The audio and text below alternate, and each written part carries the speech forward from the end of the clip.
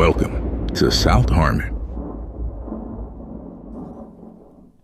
Ooh, is it hot in here? Or is it just the rookie fever starting already? Wednesday night AMA, we're live and in the building. What's up, everyone? Adam, how you doing? Rocking that nice, fresh, blue South Harmon polo. Got the shit on my shirt, and it's supposed to be there, you know? Patty Mills says AMA with the GOATs. I'm doing well, man. How are you, buddy? Caleb Johnson. Wow, this is a, of all the people to talk about, Caleb Johnson, huh? This how we're gonna start this? The shade? Hey, you know what? I mean, it's his problem now, though. He's a squealer, you know. He is. Govnick, what's up, my friend? AMA, baby. Finally, I am here for the start. Does Caleb have a chance to ever get touches? Apparently, this is a conversation starter. So, what are your thoughts, Michael? We got 2 for 4. Listen, 2 for 4, Caleb Johnson. Not what I had pegged on my bingo card. But no. With everything that just went on this past weekend, we're starting off with Caleb Johnson. I'm honestly here for it, though. So that being said, give us your Caleb take. Oh, Iowa guy. I'm gonna ride or die with you. I mean, how long have you been riding with Noah Fant, Adam? How many years? Up and down, but it's been a roller coaster more than a ride. Yep. A lot of not a lot of heights lately for the Noah Fant love, though. I would have said I would have been more optimistic if Tomlin had stayed, because he had a history, right, of drafting young running backs, not giving them a whole lot of playing time early on. Yeah. You got to earn it, and then you watch them. I mean, we're talking years ago, right? I'm going back to the Rashard Mendenhall days, for fuck's sake. The Jonathan Dwyer days. Like some old school Steeler names for you. I don't know. Net even, I guess. New coaching staff. They don't have any priors. If Caleb goes out and works and he's got an opportunity to earn touches on that team, for sure. Gainwell being a free agent helps, for sure. A lot. I don't know. I don't think I'm not doing anything crazy to get him on my roster. As a Caleb fan, I'm probably just, if somebody's got him, I'll toss him into the deal, hey, let me get a feeler.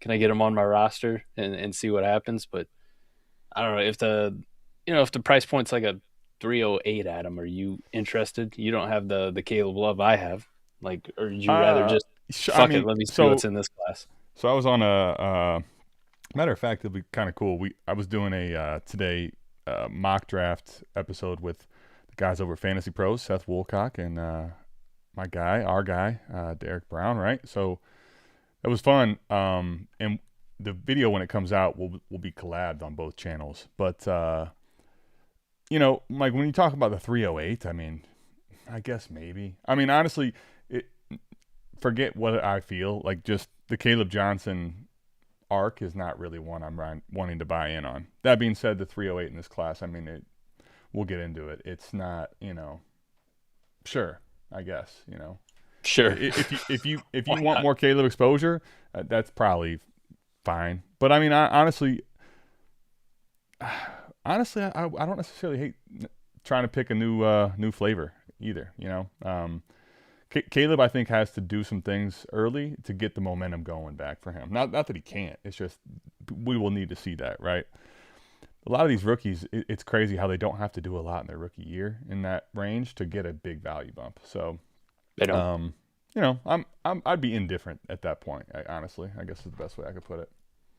The truthful answer to it is probably that third, whatever it is, whether it's the 308 or it's the 312, probably holds more value to your dynasty team and liquidity and the ability to move it, during draft time or before draft time and add it to a package, to get into what you actually really want. So when it comes to the draft picks, if it's a 4th rounder, I don't give a fuck. Like, nobody cares about 4ths. They really don't. Right. In our best ball leagues, we like them. You like having those 4ths because you just take dart throw shots. And if they don't make a roster before the season starts, you just cut them. Maybe it's because I drafted Tucker Kraft and, a lot of 4th round picks that I still like keeping my force, Yeah. Not that I won't throw them into the mix on a, hey, if this helps get a deal done, sure. But for what they typically go for, especially as we get into this class, Mike, 4th round picks in this class are going to be absolutely worth dust. I'll stick and pick, buddy, for that. As opposed to giving you a pick for free. I'm good on that. That's fair. That's fair. Let me ask you. So we're gonna get into this week at least. We touched on it prior. The position by position, quarterback, tight end, and running back, not very deep, and honestly not deep at all. But there's so many receivers to get into as well. And we're going to get into a couple tight ends. We're going to talk receiver and tight end today, and some of the combine performances, where we're at with players and moving up and down our boards relative to also what the market's going to do. So Mike, let's get into it with the wide receivers and video. I don't want to spoil the fun completely, but Mike's got a video coming out tomorrow or Friday on said Chris Brazzle the second. But Mike, what were your thoughts on him? I guess pre-combine, post-combine, and don't give up too much of the video. Just kind of a little teaser. But where are you at? We ended our film session on him last week with me saying that I think he probably can be a first round pick. Some team likes him. I'm putting the Tennessee helmet scouting bias away because it's not good. There's not a single you almost have wide to, receiver. It's crazy how you almost have to preface it just because he is a Tennessee Vol, though. It's like being a Baylor. True. It's true. Baylor right. Wide receiver, being a TCU wide receiver, right? It's one of those. It's in that class. I know some people had pointed out on past shows when somebody had asked what our thoughts were on Chris Brazzle long time ago. And, I kind of besmirched the good name of Tennessee wide receivers. And they're like, well, what about Jawan Jennings? And I just want to be clear. That was before Josh Heupel's time, before Josh Heupel took over. Now, while he has had success at the college level with Tennessee, depending on your metric on how he's been decent at Tennessee. Okay. They haven't been a dumpster fire. His offense is very fucking gimmicky. It is very gimmicky. And one of the things about Brazzle when we were watching him last week, Adam, is I think it took like 5 minutes, and all of a sudden we're like, does this guy line up anywhere other than the right side of the field every fucking snap? Like, does he do anything else? Do they put him on the left every now and then just to throw a curveball? The answer is pretty emphatically no, not very often. So that's the kind of gimmicky level we're dealing with Heupel wide receivers. So putting all the Tennessee bias away, I think he had a lot of traits, especially on film, where you're like, you could see that translate into the NFL. You can see that where an NFL team will value that and possibly want to take him at the back end of the first round. I think then going out at the combine and doing what he did and running, 4.37 under 4.4, being a true 6'4" guy. It's not like he was 6'3" and they gave him a quarter. We checked the measurables and they checked out. They checked out. Yeah, he's got a very slender frame. You can see. I mean, the guy's 200 pounds, soaking wet, slender frame. Right. But it was. I think he even weighed in at 198. So exactly. It's like we'll have a donut though. Sounds good. We'll round him up. It was kind of a theme for these wide receivers. A lot of tall, lanky wide receivers who ended up running pretty damn fast. Sure. So it was good to see. He had a good combine performance, not only through the 40, but he looked fluid in the drills. Yeah. He did his thing. I think with all that said, Adam, I think we're looking at a possibly now to me, if I was an NFL GM, I'm looking at him more as a round 2 guy, probably not like the first, second, third, fourth pick off the board. I would take him more, 10th pick in the second round, somewhere in that range. But I think an NFL GM will take him at the back end of the first round, if not very early in the second round. Like, I think he kind of solidified himself there. Yeah, I do think I think he's probably solidified for sure, at least in my estimation at this point, top 50 draft capital. I think that's a check we can almost, pencil in.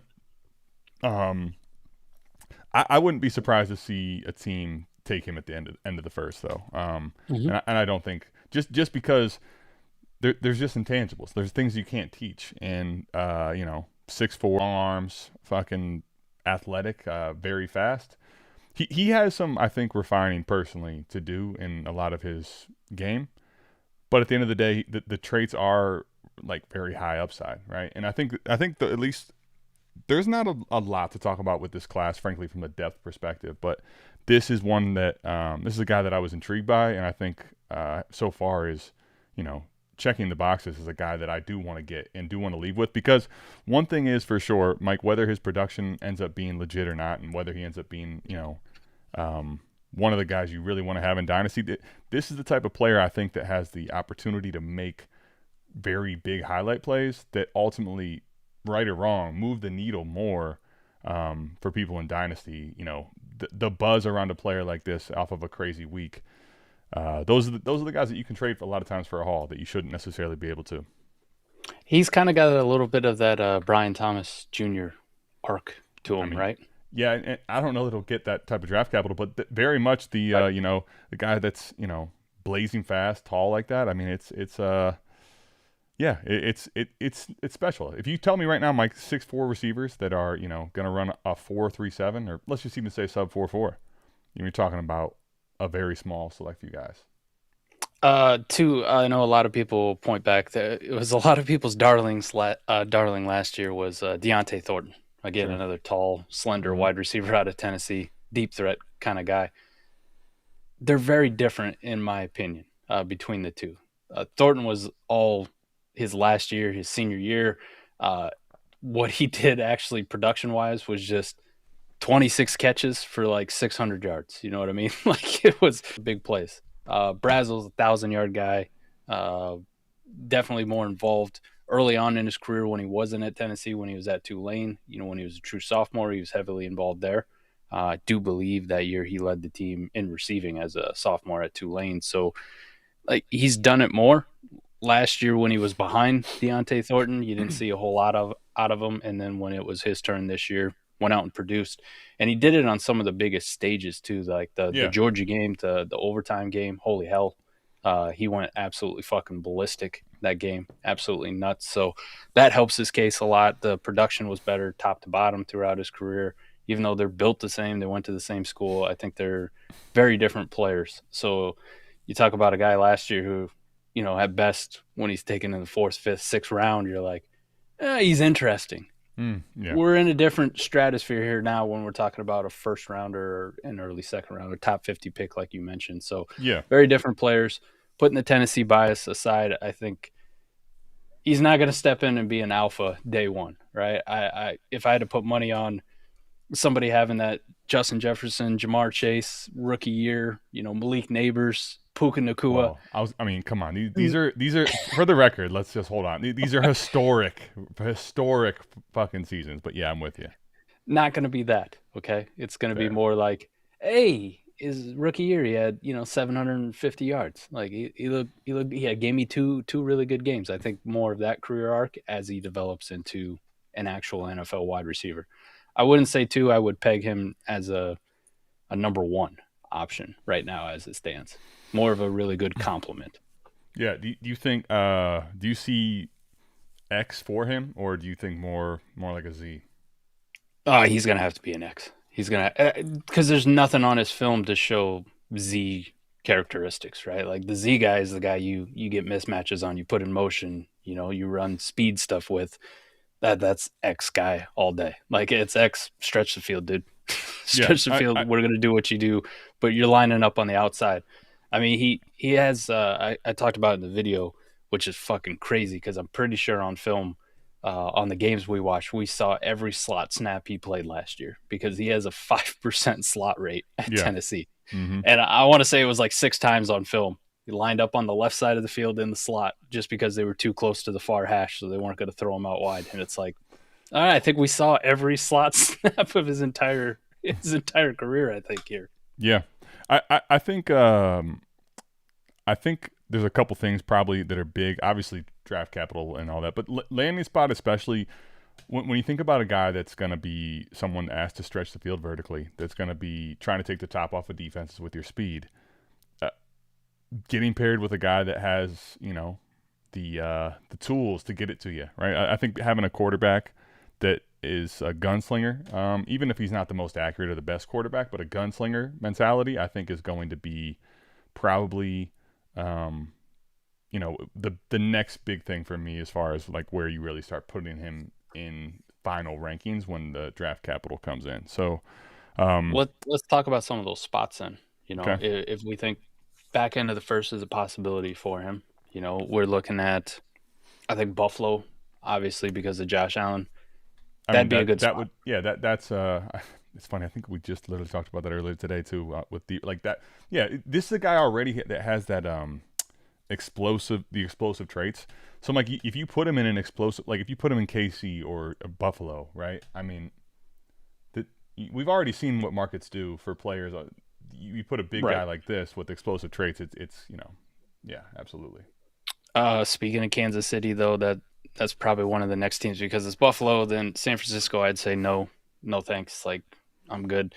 Houston, no. After what they did last year with Higgins and Noel and Nico Collins on the roster, that would be a. I mean, I wouldn't say, like, if a guy gets taken first round, I'm not going to like completely get off of him because there's other people there.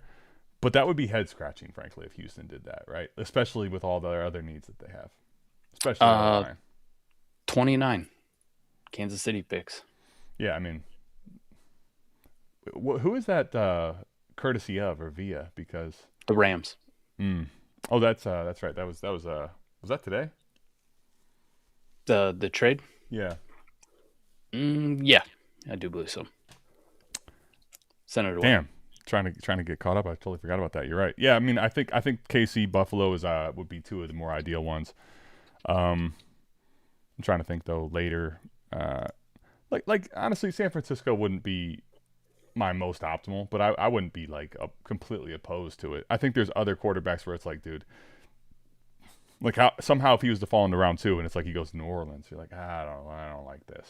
I really don't. Yeah, like this. Not a fan. I mean? But I'll give you two other spots there at the back end. I'd say no to Denver, because they already have Troy Franklin. They already have Marvin Mims. Like, they already have that archetype on it. I don't see that happening. But New England and Seattle, the Super Bowl teams. New England could use a deep threat. Drake May throws a beautiful New England probably is you get a first round wideout to New England. I mean, I think that's going to be a guy that goes upwards. Period. Yeah. And then Seattle, why you got JSN? Listen, they made that trade for Shaheed. They didn't franchise tag him. It looks like he's out the door as a free agent. Like, they're trying to work on it, but yeah, they'd like to keep him, but it's not. It very well may not happen, right? His market may be bigger than what they're willing to pay. Yep. This could be your replacement, right? And I mean, JSN's your target hog, your alpha, and here's your Rashid Shaheed deep down the field kind of guy. Yeah, I think these two guys stylistically can complement each other. I'm not saying, we already know what JSN is. Okay, let's be honest. But I do like that landing spot. Anything else you wanted to touch on before we get into other players in the spots here? No, just like the early second round picks is where you start to get a little bit more sketchy. It's like, if this was the Raiders' solution to their wide receiver problem, you're like, I don't know, I feel like you need something better for Mendoza right off the rip. The Jets, next to Garrett Wilson, it would be a fit, but who's throwing them the football? So that would honestly be terrible, frankly. Right. Like the Cardinals, please God, no, don't make this happen. Tennessee, kind of like, listen, we need an alpha wide receiver, not another fancy Shamir DK. Like, we need somebody else. Giants, maybe. The Giants, maybe, because they have a propensity for using, a guy like Darius Slayton deep down the field. Malik Neighbors is your alpha. Jackson Dart's young and exciting. You want to get people really fired up, though. The helmet scouters are going to be like Jalen Hyatt all over again. I mean, what are we doing here, Unfortunately, yes. Forgot about that parallel. We bury the Jalen Hyatt thing. Oof. And then your team, Cleveland, sad trombone. Don't. Listen, we enough. Let's get the guy out of here before we bury him completely. All right, Mike. Let's go. Let's not get so crazy off the rip. Let's talk. Mr. Denzel Boston. What did you think? Not the greatest combine performance, right? We didn't get to see a 40, which sucked. Right? We wanted to see if he could surprise us with the speed, because again, another tall wide receiver, much bigger frame, much better put together, even though this picture doesn't do him a whole lot of justice. Yeah, it doesn't. But I mean, I'll tell you, he's very put together, honestly. His jumps were above average. How about that? Like, you didn't see anything that was like, wow, what an athlete. right? It was a quiet combine, but sometimes quiet combines are okay. Like just do enough where we're not talking negatively about you after it. We're not besmirching your name right afterwards. So I'm more quiet, not a whole lot of analysis out of the combine. You only did the vertical in the 20, right? Yeah. So I mean, to me, I think there wasn't like any crazy big takeaways personally. Mm-hmm. I mean, I'm with you. I think. Listen, I also want to say this. We're going to get into some tight ends that just were absolute freaks with the vertical jump. 35 inches is nothing to really besmirch and get crazy. Say the guy can't. Guys jumping 45.5 inches is not normal. All right, so let's just be honest about this. It's not. And these are we're way past our prime at this point. What do you think your vert's at? Right now, at this moment, not good. You're better than I am, man. I watched you still dunk it. Just not more than we're kind of becoming more of a rim grazer though at this day and age. For that's myself. Fine. You got the brown shirt 2K dunk package. That's fine. I think I could get into the maybe low 30s if I'm like really prepping for it, but I'm not sure that that's even gonna happen at this point, honestly, for me. I bet I'm at like a 21 incher. But I mean. I think Denzel Boston, to me, though, is a guy that I wasn't expecting him to go out, had he even done more, and crush the combine. To me, I think I was just looking for him to check boxes. So we'll see if he does more coming up. But I don't know. To me, I'm just very high on Denzel Boston. I would need to see something that made me think poorly of him in order to, like, really, really bad performances at the combine for me to take him down my board. I have him at 4 as far as my receivers go. So yep, still at 4 for me as well. Okay. There wasn't anything super negative. Obviously you would have loved to see a 39-inch vert. You would have loved to see him run the 40. He chose not to. Yeah. You would have loved to see. He did the gauntlet too, right? You would have loved to see like something in the gauntlet. How we talked about how great Jalen Lane's gauntlet was, or Casey Concepcion's gauntlet was, like how great those were. It was just, you didn't do anything terrible. You didn't do anything that wowed us. Great. Like you said, just kind of check box. Okay. All right, we're going to rely on film, and you'll see whatever the hell he decides to do at the pro day. But no real movement out of him. Just more of I'm with you. He was there. Yeah, I was going to say, he I don't even know if he did enough to – in what he did, there was nothing that was, I think negative news to really get really upset about. Mike, let's go ahead and then get into the crazy, the flip-flop of that, and let's talk Caldwell. Mike, a 10. As far as the RAS score, relative athletic score, a 10 it's a perfect 10. Speaking of like vertical jumps, it's like the slam dunk contest, all right? You can't get too much better than that. That's as high as it goes, I will say I was intrigued. I watched a little. There wasn't a lot for me to watch, honestly, but I watched a little bit of film, and I was intrigued. I did not think this was coming, and I don't know that anyone, even if you thought he was athletic, thought this was coming. I think it's made it to the point where Mike, he's definitely someone I'm intrigued at. Probably getting in, the 3rd and 4th round, depending on how, how much buzz he'll get. I think this is the type of buzz, though, that one is worth chasing. You can't teach certain traits, and two, these are the traits that you want. If they connect at all, people will start to sniff out here in the next month or two if they aren't already there. So this is one that post combine you start to connect some of the dots. So pre combine, let's go back a little bit further. Pre Senior Bowl, I had no idea. Right. I had no idea who the fuck this guy was. I play in C2C leagues. No. I have to roster college guys to score fantasy points. Like it's no the Senior Bowl. About it like without Dynasty, the Senior Bowl, there's nothing I'm even knowing about him at all. Right. In C2C leagues, I didn't even know who the fuck this guy was. Okay. Senior Bowl happens. He starts to get mentioned somewhat as being a pretty good route runner, or a day 1, day 2 standout. Like at practice, holy shit! Like Jeff Caldwell out here cook some guys. Cook some corners, and I'm like, who the fuck is Jeff Caldwell? Like, okay, like who gives a shit, right? Like, and then you go and you Google who the fuck Jeff Caldwell is, and you're like, 1 year of production, 478 yards. Okay, I don't I don't give a shit. Okay, we're not talking about him like how great Puka was, and then the metrics to back up Puka's college production. Sure. We're not talking about him how great Jalen Noel was at the Senior Bowl. We're not talking about Tank Dell, how great he was at the Senior Bowl. We're not even at that level. We're casually mentioning Jeff Caldwell.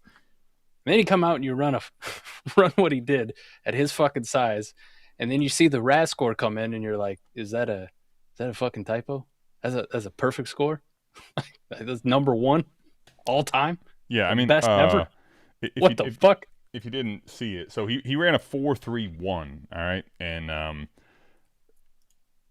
listen, that's among the fastest of all of them. There were a few faster 40s, but the other thing to understand is that the guy's 6'5". Like, he legitimately checked in 6'5", 216, right? Yes. So, you do the math on that, and that's where the relative athletic score checks, some of these boxes, why you get so crazy. It's, I mean, that's faster than Devon Achane ran the 40, and albeit basically the same time, 4.32 versus 4.31. He also, I think, I don't remember exactly what it was, but he was one of the freaks that was like, shouldn't the dude be playing basketball? He's at like a 42, 43-inch vertical, something like that. So nuts. Now, I mean, I do think he still has a lot to develop in his game, but I mean, there's a lot to try to develop when you start, looking at the just athletic traits that are crazy, frankly.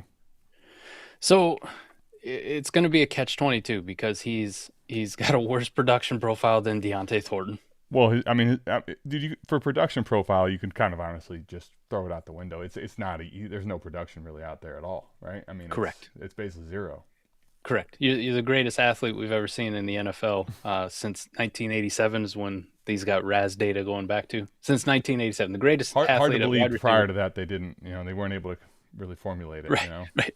The greatest athlete, and then your final year of college football, you give us 478 yards. So a worse production profile than Deontay Thornton. But production wasn't there. The images weren't there. I mean, Mike, I'm telling you, when you go to Getty Images, if you're just trying to find something, almost nothing on the kid. Basically, the Senior Bowl was where his entire images start. It's crazy. So my man did some work to pull this fucking graphic tonight. This was definitely like a X thing or something. Someone might have photoshopped this even. It was a rough get.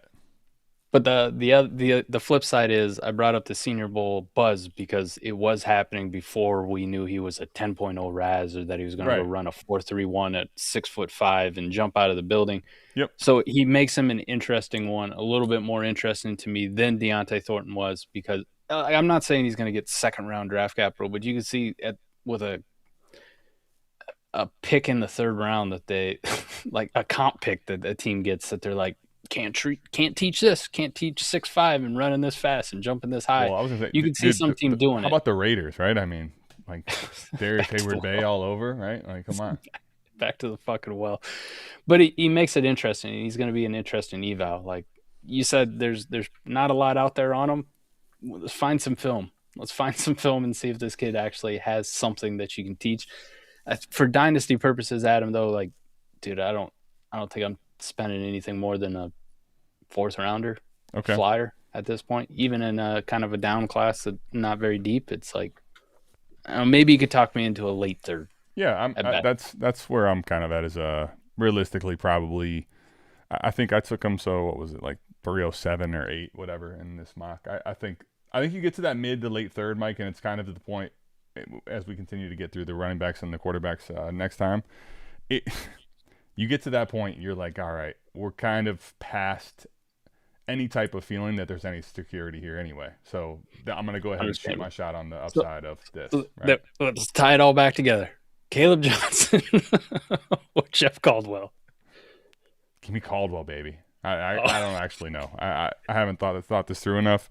I know something today they were saying that somebody was saying that they expect a big jump. But can I be honest with you? I've heard that same coach speak on I can't tell you. I'm getting old, but a lot of players. What some of them have panned out.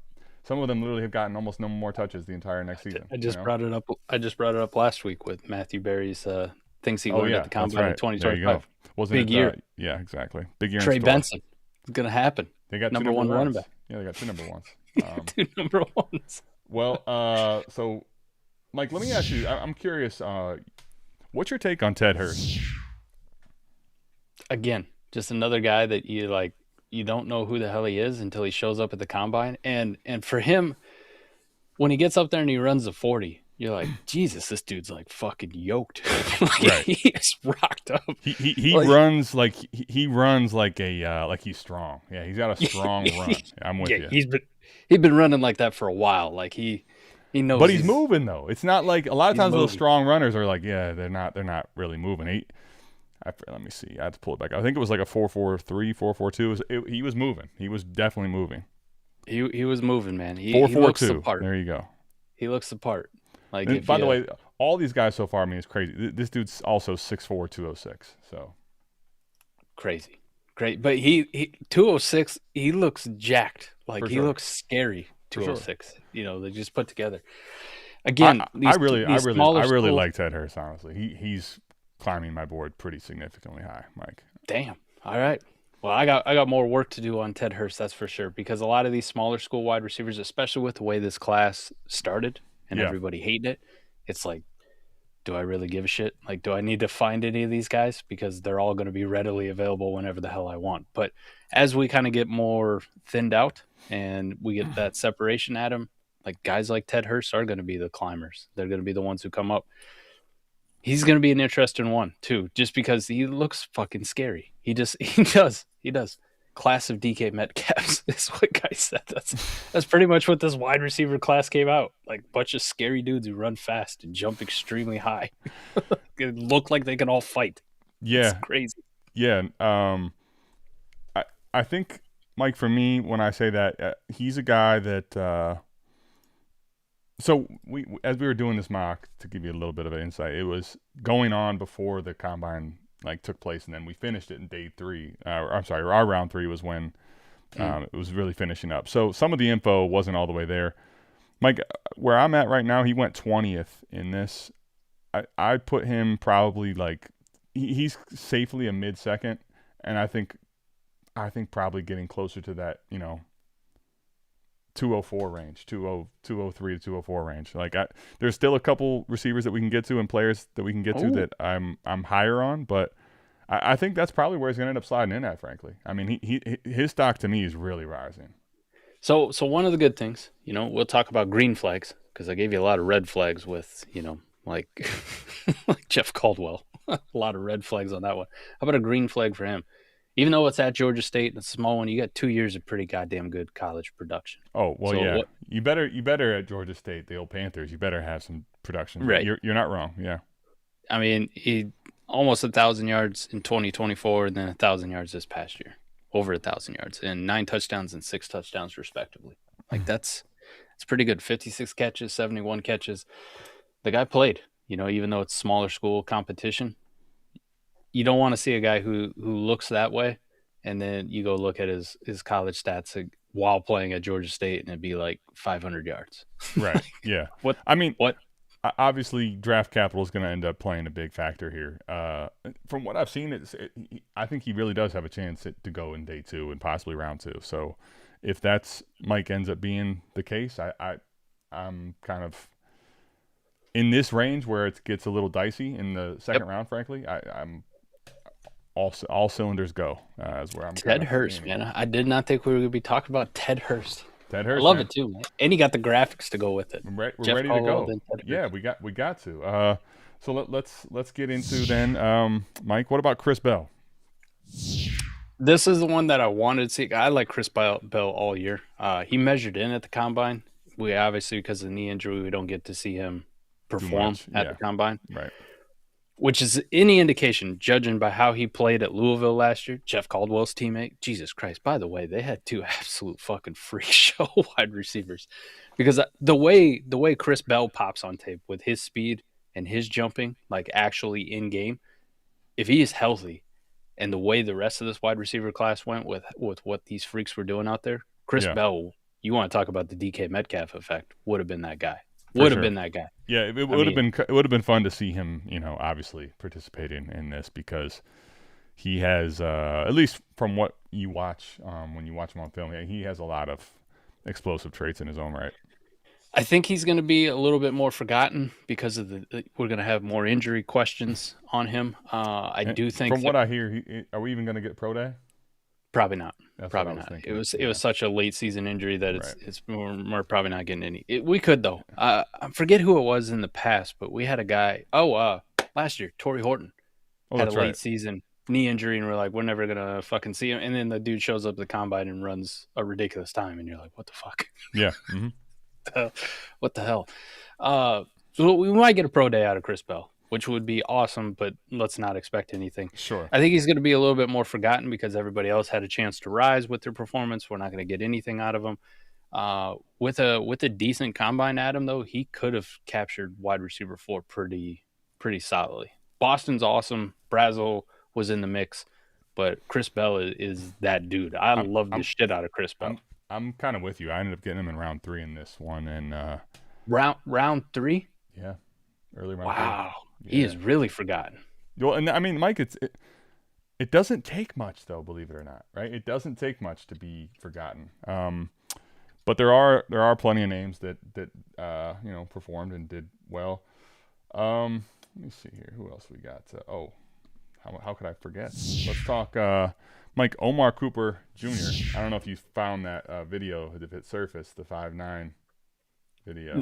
No, I don't think it exists. That's Mandela effect all the way. Okay. He was 6 foot. I was going to say, yeah. He was 6 foot at the combine. I was so curious for the combine, like what's going to happen, because he came in kind of more as a advertised, right? Yep. Exactly 6 foot, I think, is what he was. Could have just been. Wouldn't it be great to see 6 foot, 200? It was 199, I believe. But what did you think of his combine performance? He had a good combine performance. Definitely. Combine performance. Nothing to hurt there. Running in the low 4.4s, 37-inch vert. Measuring in at 6 foot, not 5'9". I don't know where the fuck I got that shit from. Apparently, I combined him and Diego Pavia together.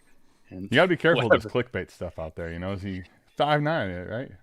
And to be completely honest with you, I think all season long, between him and Elijah Surratt on Indiana, Chris Bell or Omar Cooper was the guy who popped on tape.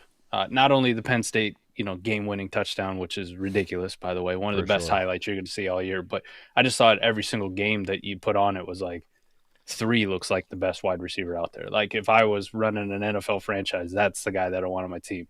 Elijah Surratt reminds me more of, N'Keal Harry in college, to be honest. Like, cool, you can catch back shoulders and some jump balls, but you look slower than shit. Like, you don't really scare the shit out of me. So Omar Cooper, on the other hand, looks like his game translates to the next level, and I can see why DJ and other big-time analysts are saying, like, first-round lock for Omar Cooper.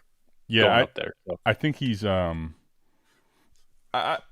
think he's got a chance to be, he's a late first or early second type of guy. I think one of the things to me, especially, Mike, with him is that I think a lot of guys in this class don't necessarily offer, or you don't see at least on when you watch them play, that game-breaking yak ability. And this is a guy that when you get the ball in his hands can really make plays happen.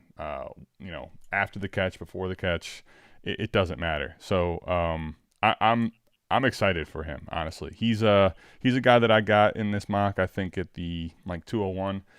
I think when we're looking at the information continuing to evolve, he's probably a late first, frankly, in this class. Yeah, tomorrow night we'll be diving into Fernando Mendoza's tape, which is going to be good because I'll get a chance to watch Surratt and I'll get a chance to watch Omar Both Cooper on that one. Yeah. Yep. We get to hit them all at the same time watching Mendoza. I'll throw out one because I got to watch obviously Indiana going on their college football playoff run. We got to watch those games, but also when he played Iowa. And being a Big Ten fan in general, got to see quite a bit of Omar Cooper this past year.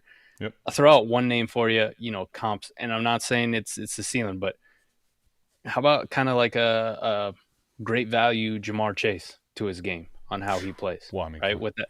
Jeez, you can't throw out Chase and try to be like, the great. I said great value. Okay? I know, but private label. You can't do that to Chase. It's like I hear you. I'm with you. I'm just. Great value in Jamar Chase, people don't like hearing at the same time. They don't know what to do, That's fine. But obviously not the production of Jamar Chase coming out of college, but they got very similar builds. I think their play styles are pretty damn close. while you look on film and you go, wow, they don't create a whole lot of separation.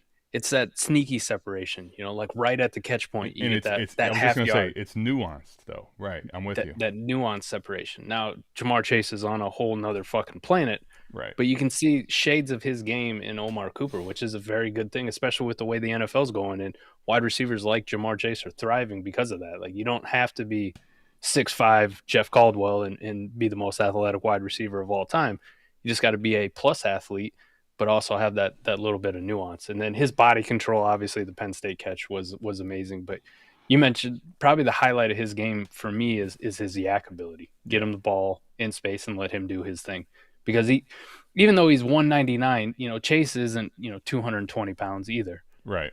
But they're put together. They kind of like, man, you guys could play tailback if you wanted, I think. You got the frame to you eat a couple of cheeseburgers and a few protein shakes and you could carry the rock 20, 30 times for us, I think. Yeah, I mean, and he kind of, in certain plays, certain moments, he kind of has a little like, I guess, great value again. I'll use the same great value like Debo too, where like he plays stronger. I think if 199 and looking at that, if you haven't seen him play, it doesn't do justice to the way he kind of can, especially when you get him outside, the hashes. You get to corners and a lot of safeties, even in the NFL, I think are going to have a hard time bringing them down by themselves. And it could be the guy's training for the combine for the biggest job interview of his life, like all these guys. Yeah, shed a few pounds, right? He could have cut 8-9 pounds, within the last couple of months between the college football playoff, national championship, and now cutting 8-9 pounds to make himself faster. Took the Mike Crystal effect. He could do that in a day, easy, 8-9 pounds, right? I mean, this guy's looking good. But the man goes out there and he cuts for the job interview. That way he gets closer to that low 4.4s instead of being in the high 4.4s, right? Sure. And then, hey, running's over now. Now we're good. Now I'm gonna put the weight back on. Yeah, and I mean, I think realistically around that 200 in today's NFL is, I don't even think it's a bad thing, even if that was his playing weight either. No. But I think I think he's a guy that, put it like this, he's nowhere near a surefire thing. But if I'm in those picks where it's a little uneasy, the late first, the early second in this class, I feel pretty good leading with Omar Cooper. I think his production profile's good enough. I think he's, especially what we saw this last year, he's done enough on. With production and then what he did at the combine to make me think if the NFL says highly of him, I think you could do a lot worse than Omar Cooper, frankly. Yeah, what if he's wide receiver 4 off the board instead? So let me give you, let me just give you kind of what I'm at. Actually, it's funny you brought that up because I probably am one of the only people. Maybe not. I have him and Denzel Boston in the tier at the moment, 4 and 5. That's my tier 2. So. My tier 1 is, obviously, I technically have Tate and Tyson and then like a small tier break, but Lemon. But those are kind of the big 3, right? And then Denzel Boston 4, Omar Cooper 5 for me. Basically, if I'm already in the tier and you're telling me the draft capital checks one way or the other, or I like the landing spot better, I have no problem putting Cooper at 4 in this class for me. Not at all. I think there's a scenario where, maybe we're talking Pittsburgh at 21, like if he's put it like this, well, top 20 would really catapult it for me. But even in that 20s range, like that's right around where like Ibuka went. I think a lot of times those are players that don't necessarily get the hype they deserve because it's not top 10 or top 15. But that would be really great to see him go to Pittsburgh, honestly, even with the quarterback situation. I'll throw one out there if it actually comes to fruition, but could this be the A.J. Brown replacement in Philly? That would be scary for him. Like, I mean, in a good way. Like, just because obviously there's all kinds of narratives about Hurts. It's crazy every year his dynasty value is going in the sewer. But I think he being in that scenario it'd be awesome for him, right? To be able to have Smitty, other guys that have proven there. Smitty would step up and take more of that number 1 JSN type role that we've seen, right? And they've been talking about it all off season, and maybe they're talking themselves up, but I do think they actually believe it. And I think a lot of Eagles fans, a lot of NFL fans believe that there's probably more to Devontae Smith if we were actually to feed him a 28% target share. You know what I mean? Like, I think he could handle it. I think he could be that guy. We've never seen it, and that's for sure. I agree. I think he could I would like to see it. I believe in his game very much, though. I believe he could handle it, but then you're still going to want that physical yak kind of guy, right? And what a perfect replacement at pick 23, or if they ended up trading A.J. Brown to Buffalo and they took Omar Cooper with pick 26, for example. The replacement. And listen, so this last year he played pretty much exclusively in the slot, but we've seen him play out wide. He has the ability, I think, to be all over the field, and listen, that would be exciting. I think there's a lot of landing spots that would be exciting for him, to be honest. Yep. All right, Mike, we got obviously the Tate and Lemon. I don't know how much you really want to touch on and cover those guys. A couple quick ones here. Malachi Fields did not perform, frankly, the greatest in the combine. How were you? Just be honest if you can. Before the combine and now, and then what do those two look like? Were you high on him going into the combine or not really? Yeah, very high on him going into the combine. I'm not saying I'm out, but that was not what I was wanting to see, honestly.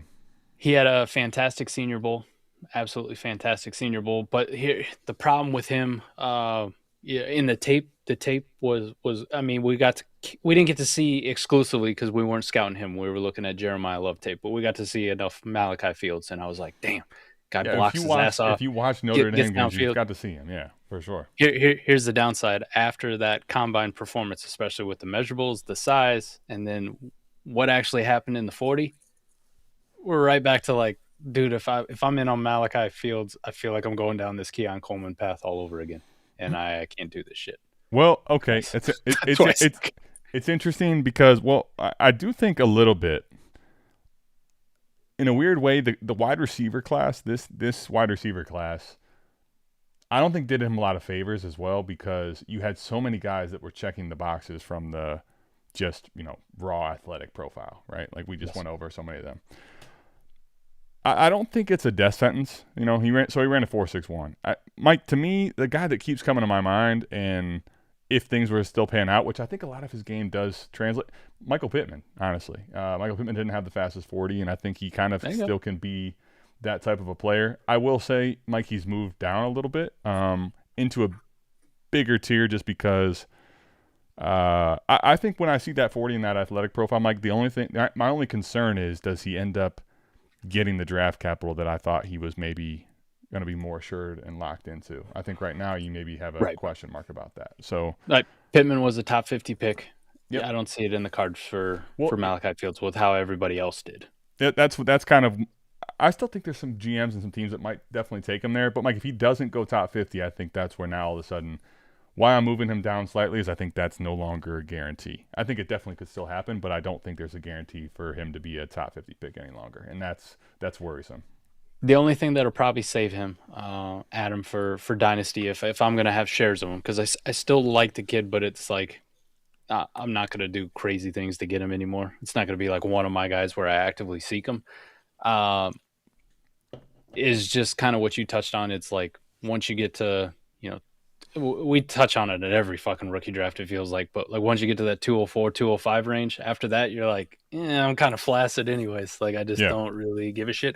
And I think we'll probably end up getting him in the third round, somewhere. And it could be a guy who's a early round 3 pick for some team. It's more of an afterthought, and you're like, well, the combine wasn't the greatest, but at the 301, 302, fuck it. Like, who else am I taking? Might as well take my guy. So I might still end up with a fair amount of shares of Malachi Fields, even after that 4.61. And not a disastrous combine. It wasn't like he was abysmal. It wasn't no 4.7 or anything like that. No. It wasn't like he had a 32-inch vert or anything like that. So right. I think there's still hope for him. It just everybody else you got the fucking Jeff Caldwells, right? Like you got these freaks coming out here and performing, and all of a sudden he just keeps falling down. That's where I think sometimes it is a little bit relative to what's happening around you, the combine hype and buzz. So I'm not going to tell you I didn't want to see him in the 4.5s, but he wasn't someone I was expecting to blaze. So I don't want to take it down too much for him. But I will say he definitely was someone I was looking at more in like the mid-second, maybe an early second, and now I'm probably like, all right, maybe a late second to, third rounder, depending on what happens for the rest of the guys. Mike, one more I wanted to touch on here briefly is Jacobe Lane. Where are you at with Jacobe Lane? Man, USC. It's a catch-22, right? You just talked about it. That was one of my guys that I was like, damn, not a great combine showing for him. Jacobe Lane, on the other hand, what's up, bud? Let's fucking go. He honestly he surprised me, frankly. Like I wasn't expecting to see him in the 4.4s. Now he was close to 4.5. I think it was 4.47, right? But vertical was at 40. I mean, the dude, I kind of liked him, honestly, but I did not expect him to be this quite as athletic as he showed, honestly, on the testing. Yeah, I love me some Jacobe Lane, right? I loved his film. I loved his production. Playing second fiddle to Makai Lemon, tough thing to do, but he did his part very well. Even when we had the Makai Lemon film on, the plays that went to Jacobe Lane, I was like, fuck yeah, that kid. Yeah. That kid. Show out, right? Yeah. Like show out. And then to come out and on the measurables, come in at 6'4", right, to do his thing, and then to go out and run what he did, to do his vert, to do his broad, all those being pluses, and then come out and have that fucking gauntlet. That gauntlet too, where he came out and it just plucked moving. That shit right out of. He was moving though too. He was going fast when he plucked that shit, for sure. Full speed. You see those guys throttle down because they don't want to drop the football. He's like, nah, I got this. Like, you thought that 4.4 was just because I had to run fast here? I'll show you. I'll run 4.4 across this fucking field and not drop a ball. Yeah, I was like I liked him, but I was not. I guess I want to say I wasn't quite as familiar with your game or your athleticism, frankly. And he looked really good. He definitely is someone that's moving probably into the same slot that I had a Fields. He's moving into that, like, dude, I'm going to have potentially tough time, not wanting to take him in that mid, possibly early second round, especially with this class just being not as deep as, we would like classes to be. I think we're going to see the same rise out of him that we saw out of another guy that I liked this time last year, Jaden Higgins, right? Kind of similar profiles, and all of a sudden it's a good call. You could see him definitely going, early round 2 for sure. Yep. And then we get to draft day, and you go, wow, with the third pick or fourth pick in the second round, Jacobe Lane off the board. Huh. That's real. If we missed your favorite wide receiver, you can ask away. I'm trying to start the questions as they come in, so we'll definitely. I just got a couple quick takes on the top guys. A lot of people are going to play up the. Yeah, a lot of people are going to play up the Carnell Tate 4.52. Goodness, I maybe should have made him a little smaller, but that's all right. It's large, like his 40 number apparently. I got no problems with it. He plays fast on film. The whole Adam Schefter thing that's coming out these last couple of days, scouts, like, he's mid 4.5 for us on the hand time, and it's 40 gates or whatever the fuck's going on. I don't really care. I thought he looked smooth on film. I thought his 40 was perfectly fine. It's not like he's running in the 4.6s. Still wide receiver 1 for me. Nothing really changed there. Thought he looked good on the field drills. I'm not gonna fucking knock him too much, especially because when we talk about the other two guys, now this is the part of the combine that kind of pissed me off just a little bit. Jordan Tyson not doing anything, I understand, because he's got some injury concerns, something that they're going to have to work through. It was a hamstring problems last year that kept him out. Maybe he wasn't ready for the combine. The one that really fucking pissed me off, and not because of the interviews or anything, was the Makai Lemon thing. Because I was like, damn, Makai Lemon's not running? That sucks. All right, well, we'll have to see what he does at his pro day. Nope. This motherfucker's out here doing drills, running the gauntlet, doing all this shit. And I'm like, you bitch. You bitch. Like everybody else is out here doing their thing. And you're like, nah, I ain't running. I ain't jumping. I ain't giving you none of this shit. I give you the height. I give you the weight. But I'm going to go out and I'm going to do the drills. That's it. You want to see me run? You want to see me jump? Got to come to pro day. Fuck that, man. I hate that shit. On the same side, we're going to knock Carnell Tate because he ran a 4.52. This fucking guy was like, nah, I'm scared. I'm fucking scared. I ain't doing nothing. I ain't doing that. That shit pissed me off. So, listen, still tier 1 wide receiver for me, Adam. I get it. You said there's a little tier break for you, and he's in a different one. He was wide receiver 3 for me entering. he ain't moving anywhere. No. Like, for sure, he's still wide receiver 3. I don't think anybody else was good enough or wowed me on film yet, or with the combine performance and their film combined to be like, I need to move Mekhi Lemon down. But I just wanted to bring it up. Like, I hate the fact that people are going to fucking besmirch Carnell Tate for running a 4.52 when this fucking pansy was like, nah.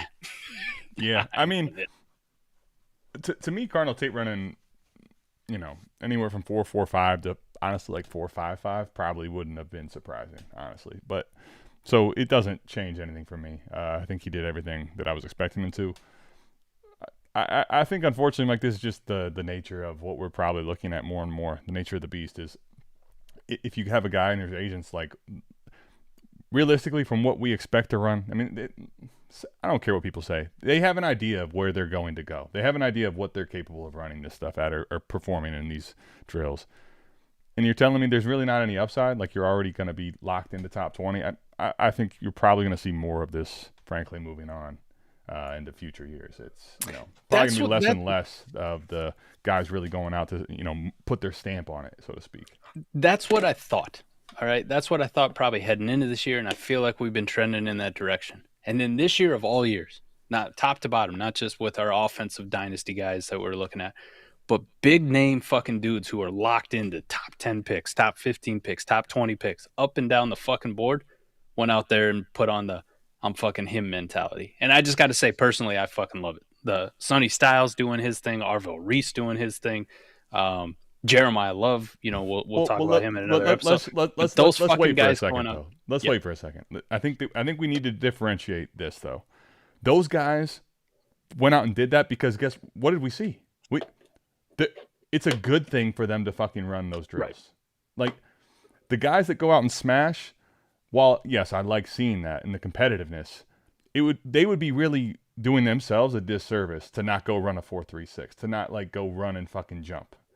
The guys that aren't necessarily going to wow you, that's where I think it's going to be different, right? And I think Lemon, obviously, I'm not saying he's not athletic in his own right, but he's not otherworldly like those guys. Otherwise, you're going to see him run. I think that's kind of the nature of the beast that I'm talking about, right? Like, Sonny Styles, Reese, you're talking Jeremiah Love. These guys are fucking freaks of freaks. Of all the freak shows, they're part of the freakiest. So I think Lemon, unfortunately, was getting a lot of the wrong freaky vibes at the combine, So that's some other shit, man. That's some otherworldly shit. But it was it got weirder, honestly. The whole I don't really move my opinion of him or the player, but it was not it was odd to watch, honestly.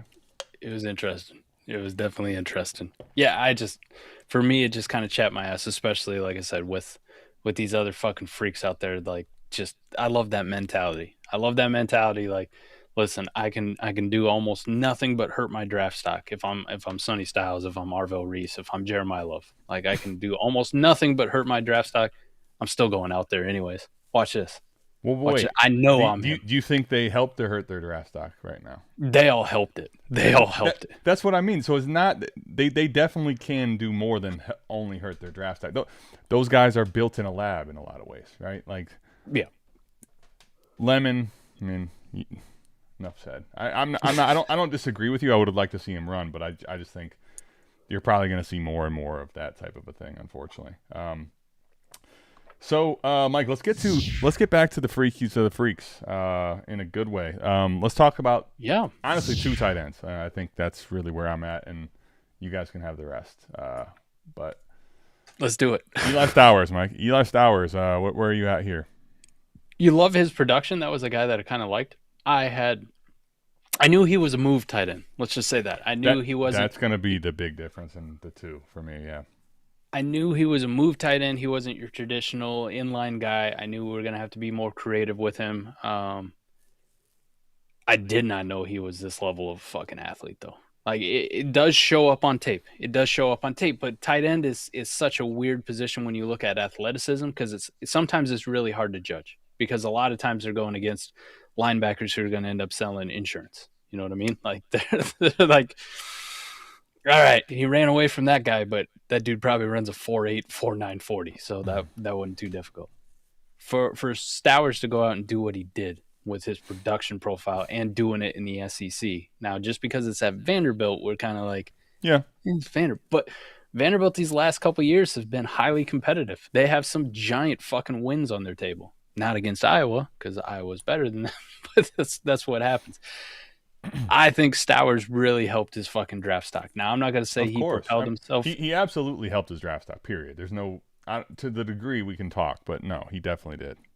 I don't think it was enough to get into the first round, just because of the rest of the class as a whole. When you look at what the defensive guys did at the combine, top to bottom, a lot of big defensive ends that fucking showed out, a lot of linebackers who showed out, safeties showed out, cornerbacks showed out, offensive linemen had their day.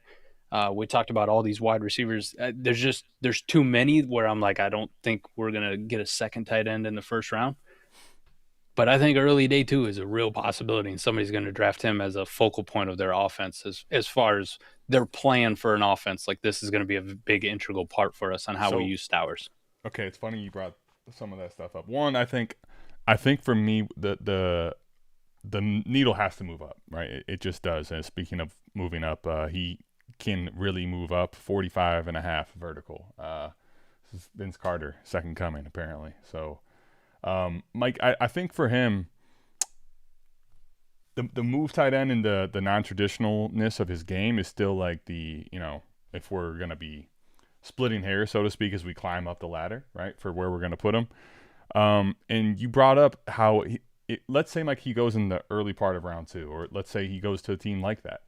The issue with, even if they make him a focal point, a lot of times, for those that don't know, the coaching staffs for those type of teams, I mean, hello, the Raiders, they literally, all came and gone within a fucking year, right? Mm-hmm. So like the concern I have for him is going to be ultimately, okay, how is he going to be deployed throughout his career? Is he going to, and does he have the ability to ever get in line a little bit, to be somewhat of a, just not a negative blocker to where you can use him in that way? Because otherwise you end up getting to these snap shares, which, make it really tough for you to put up fantasy production on a consistent basis. So I think, Mike, I'm definitely much higher on Stowers now than I was, and I'm probably going to end up drafting him. But I that's my concern, honestly, when we talk about like what his ultimate production can be. So I think he's going to be someone where I draft. I'm probably not going to be optimally trying to ride out his entire career. I think this is a guy, though, that will probably flash, and we've seen fucking these young tight ends, man, that just do a little bit or do something in their rookie season, skyrocket even further from where you drafted them. So that's probably where I'm at with Stowers, frankly. Yeah, I'm probably going to end up with a lot of Stowers, just because I'm going to operate on everyone's going to pay the 106 or the 107 for Sadiq, right? And I'm going to end up with Stowers at 204, quite often. I will say, Mike, I'm kind of curious to see how often he's even at 204, but I'm with you. I'm going to end up with more Stowers probably than Sadiq. I think we got a pretty good chance of him being at the 204 just because of how many of these wide receivers showed out, right? If we do get a Ty Simpson as the second quarterback off the board in the first round of the NFL draft, like there's another first rounder. I think you're going to get your Jeremiah Love, but then I think the rest of it's going to be filled out with wide receivers, and so many of them, and there's so many to like. I don't disagree, but I think that's the other thing is you get to that scarcity discussion, right? And it's like you got Stowers, you got Sadiq, and you're going to have a big fall off, whether it's Claire, whoever you like. I think. So you think people will reach on the tight end a little bit more? I think that's going to give him a chance to go, into that earlier tier. It's kind of been the way people draft, especially when you have excitement and buzz around a guy like this now. I got you. Well, it's going to be a great year for DB to update his hit rates, so we can reiterate to everyone second-round tight end versus first-round drafted wide receiver what the hit rate difference is as far as WARP production goes. Again, let them know that you should be taking the wide receiver every fucking time. But I do think in most casual leagues, you're probably right, Adam, that they're going to look at it and go, I don't have any other choice after Stowers. Like, this is it. So I got to take him at the 110, the 111. Yeah. And bypass these first-round drafted NFL wide receivers. And obviously, ultimately, it's going to be league-dependent and tight end premium dependent, all that good stuff. But, Mike, just for the record, I mean, let me just tell you, he went 9 in our draft. 9. Yeah, and this is before the combine, for the record. Damn, 9 before the combine. I'm just relaying, I'm just relaying info. Was it a baseline? Did they establish tight end premium? Is what they're doing?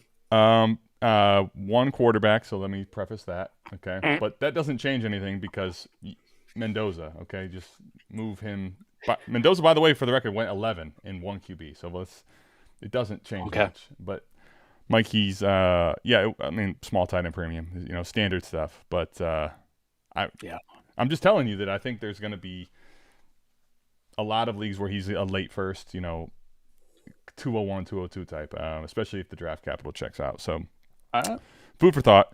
And speaking of food for thought, Mike, you can think and whatever your thoughts are, forget it, okay? He's going to get to uncomfortable range. Sadiq was already someone I think that had the name cachet and the profile, the pedigree, right? In the Dynasty space, the last what month a picture or two. You found. Yeah, look at that guy, huh? A little scary, huh? But Mike, the dude, Mike, I knew he was athletic. Okay, I knew that was coming, but 4.39, I did not know. I didn't realize, Mike, it was going to be like this, honestly.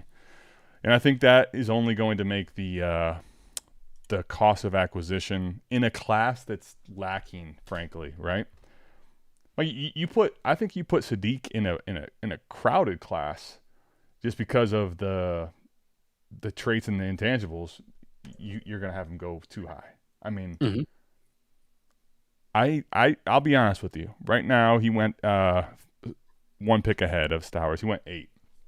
I think those days are gone. I think he's going to be in tight end premium, Superflex leagues, teetering on potentially be going ahead of Lemon, going in that range. I think that's where he's going to end up being, and I think there's not really much that we can do to stop it, honestly. I mean, it's just you look at keep trade cut, look at kind of the way in which these first round tight ends have been going lately. Even a guy like Loveland, who didn't do much, started to come on late. His value skyrocketed. I don't see how Sadiq is not uncomfortably high in these rookie classes, honestly. Yeah.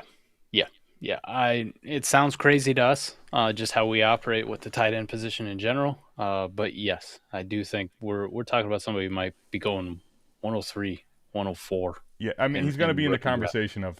I don't think he's going to make it to the traditional 106 you were thinking possibly before the combine at all anymore. I really don't. So let me be frank. It was a fantastic combine. I like the kid a lot. His final year production was very good. I have some questions about his earlier career productions with being that kind of athlete, but maybe it just took him this long to develop and kind of get more comfortable and in his movement skills. But he had a great year last year with Oregon. I know you were late, but let me just tell you that we said beforehand we're going to talk receivers and tight ends today, and then in a future week, quarterbacks and running backs. But go take your pie and shove it somewhere else, okay? I'm surprised to see him. Like, I thought after this combine we'd never see him again. This class is ass. But no, Sadiq is an interesting one. I like the guy. I just think with the way the tight end position is for you and I and how we like to play the game, like, I'm going to end up with none of them. Like, no shares across the board, just because he's going to go uncomfortably too high for me. I like everything about him. Adam, the combine was awesome. His production profile is awesome. But I can tell you, he hadn't moved any higher than where he was pre-combine for me. Like, he's still maybe in certain leagues, certain scenarios, I'm thinking about him at the 106, but he's more of a 107, 108 for me. I definitely think he should move up, based on the combine. To the degree, I guess, relative to the other players, though, that's probably where you and I are definitely more in line. Like, I would say this. I don't feel comfortable putting him ahead of the wide receivers, the big three in this class that I think are going to get the draft capital that's just, top 20. I think they all three have a very good chance to be top 20 picks, and I have a hard time just with the way it goes taking him there. Obviously, I'm not taking him ahead of Love. There's just no shot. So, 105 for me is kind of like the earliest I could even possibly consider it, frankly, with what I know today. Mm-hmm. And even there, I'm like, I don't even know if I want to do that. So the problem is, though, I know, Mike, if I don't take him at certain spots at 105, let's say, or 104 even, like, look at this year again. Look at Fannin. Look at Tyler Warren is a good example. Mike, look how high Tyler Warren is. His dynasty stock rose, and how many games down the stretch did he basically give you like 30 yards through the entire rest of the year? Did nothing. Right? Yep. But like that's the problem, is that a guy like Sadiq, it's like once the train's left the station, it's almost like you're probably not looking at anything but a cost you're only for a year. You're only saving grace, right, on that. Like if you want to look at Keep Tread Cut and Colston Loveland, you had like a 2-week window where he dipped in price. And if you were like, I still really believe in him, and you wanted to buy then, but it's very small, and good luck finding the leagues, across the board where somebody's like, hey, it's October 27th and Loveland hasn't done fuck yet. I'm ready to get out. That I guess is obviously the Mike. Let me ask you. I'm expecting him to go really high in NFL drafts now too, as well. Frankly, I already was, but the issue I think is probably going to be that where. Okay, if there's a scenario, it's where he goes to a crowded spot, let's say, based on what we think about it year one. But even then, I just don't think people are going to be passing on this type of a prospect, man. There's no way.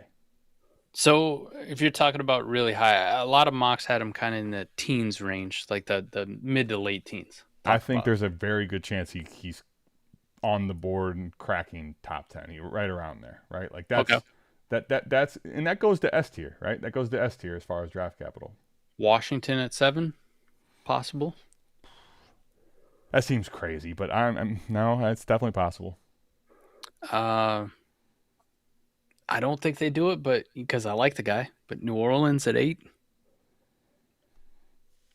Oh, Mike, but you know what's crazy though? Remember Tyler Warren, right? Going to the Colts. Everyone was like, "Oh, there's no way. Like that's not a good spot." And his value went higher. Kansas City at 9. Oh, don't do that, Mike. Forget 104. I mean, forget it. It's over. Cincy at 10. If he go, Mike, that's the cream one. Like if he's going to, in people's mind, replace Kelsey, you draft him there. Mike, I don't even know if there's a too early. Like you could see him go, right after Love. I give you some ones that I'm not a huge fan of, but we'll find out. Miami at 11. I don't necessarily hate it though, but yeah, it's not a great spot. Baltimore at 14. Isaiah Likely, sorry. Well, that sounds like they're letting him walk anyways. They're definitely letting him walk if they're doing this. Well, they're letting him walk anyways. But yeah, Tampa Bay at 15. I don't hate that one actually, Mike. Tampa? Yeah. I don't think Kate Otton's very good at all. So, well, I don't know. Tampa wouldn't be thinking that he's that great if they took him at 15, right? Right. Those are your early teen ones. Some of the later teen ones that you've seen: Carolina, Pittsburgh, Philadelphia was in the running, rumored to be in there. I mean, to me, I guess, though, the thing is this, like, it's in particular the top 15, right? If we're using that frame, landing spot or not, you're talking about an unreal draft capital investment, right? So it's like the landing spot would definitely help move it up, but like if you tell me like the Saints even took him at 8, like, all right, well, they obviously plan to use the fucking shit out of him if they do that. Especially for how much need they have on offense. That would be insane. Let's live in a world where we get crazy. He's a top 5 pick. That's okay. Tennessee or the Giants? You know what? Tennessee is just, that would be nuts. I think that would be too. The Giants isn't like completely out of the cards. You would think they would trade back though, but that would actually probably be really exciting for him and for Dynasty gamers. Well, all the smoke right now around the Giants is, are they taking Jeremiah Love at 5? Yeah, well, that's nuts. I mean, curveball. I don't know. In this class though, it's not necessarily that nuts because there's even at non-fantasy positions, it's not the deepest class at all, right? There's not that high-end talent in this class, frankly. We muted all of a sudden, or is it me? Yeah, that was me. Okay. I thought after this weekend that got put to bed though. For me anyways. Very, very non-fantasy positions, right? You want to go out of very blue chip prospects, freak athletes, guys who fucking balled out. You look at their production or what they meant on the field, their tape. I thought the class got a hell of a lot deeper across the board. Like I mentioned, the defensive linemen had a day across the board. I mean, Sure. guys that were back end first round picks, all of a sudden you're like, wow, god damn, I didn't know that guy was that big. They improved their stock, but I don't think many of those players are like, you're talking about top 5 picks right here. I don't think those players are knocking on the top 5 door, really. You know, the problem with top 5 that I have is I think there's too many of them. There's too many good prospects in this class as a whole for me to go, this is the top 5. Interesting. Assuming Mendoza's one, Arvo Reese is in this discussion. Sonny Styles is in the discussion. For sure, but those guys were in the discussion in the top 5. They are. Sonny Styles is in there. Caleb Downs is in there. David Bailey is in there. Ruben Bain is in there. Damn. Now what are you at? But you're at 5 or 6 right there. Yeah, but then we're talking now on the fantasy side, right? The other ones, the ones that we talk about. Carnell Tate is in this discussion. But that goes to my point. Jeremiah Love is in this discussion now. I'm with you, but what I'm saying is that because it's only like, let's say 6, 7 names tops on those others, it's not like the classes. A lot of times you'll see in classes where it's like the 24 class. I mean, you're taking receivers ahead of like surefire left tackles that are going to be unreal. You know what I mean? Like that's right. This class doesn't quite have those guys that are just. Joe Walt in this class is going to go like probably, it's him or Mendoza, right? Like in this class, I think personally. Yeah. Okay. So yeah, the offensive line is good. It's not. There's no superstar left tackle. There's no Joel. That position basically, if you have left tackles that are of that caliber, they're going to push down a lot of these players in this class. So that's why I'm saying, if you go to top 5, it's not like you have 3 or 4 names that you can't push out of the door at all. Gotcha. But I do say, at least with the top 7 or 8 right now, it's like there's blue chip guy up and down the board. And then if we live in a world where Kenyon Sadiq is that to somebody, it's like that's the problem I have with top 5 seems unrealistic. Like I would say now, no, there's no shot in hell. But maybe.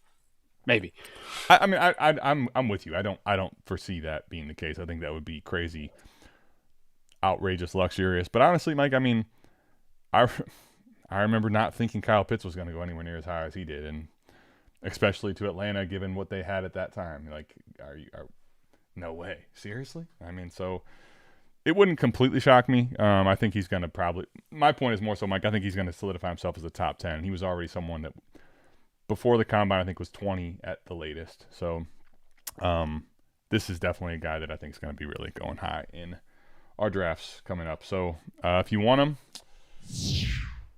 The cost of the brick went up, Mike. The cost of the brick went up for Sadiq. For some players, The cost of the brick went up. I think, there was some that definitely left the combine as fallers, but it's, it's still a top-heavy class. It still has a lot, I think, to be desired, if we're being honest. But I do think there are some people that are getting buzz, and rightfully so, that are going to make it a lot more interesting in that late first to early part of the second. Oh, I did leave out one. Offensive tackle. Okay. Like true left tackle. And we'll see how much he rises. But I heard good things. He had a hell of a fucking workout. Measurables are great. Comes from a blue chip program. Monroe Freeling. Freeling. Okay, yeah. Georgia. Big motherfucker. 6'7", 315. Long arms. Like that was probably the thing with I always fuck up his name, Waga, the Miami behemoth. Out there. Yeah. Was like, is he more of a guard or is he a tackle? Freeling, you're talking about the guy from Georgia, right? Yeah, Freeling is a tackle. Yeah. Tackle for sure. And he had a hell of a combine. It'd be interesting to see where he goes. I guess anything's definitely possible, especially for that position if people were really high on him. I just hadn't seen much of him, even honestly, guaranteed top 10 in mocks before this, but he did have a good combine. That's a good point. Last mock I saw from Jordan Reed had him going to your Cleveland Browns at 6. Well, listen, for those that don't know, quick segue here as we get to the question part of the show, and we got about 20 minutes of Mike's time because he's got a early morning. Early one. 5 a.m. So we're going to have to skip the fizzle intro, unfortunately, to get the questions. But if you don't know, now you know. The Cleveland Browns are the first team basically since the merger, and maybe prior to that, honestly, forever, to have an entire offensive line they have to replace in a single season. They had the entire offensive line. It's gone. All five? I know 5. The Ravens came close, 2 years ago?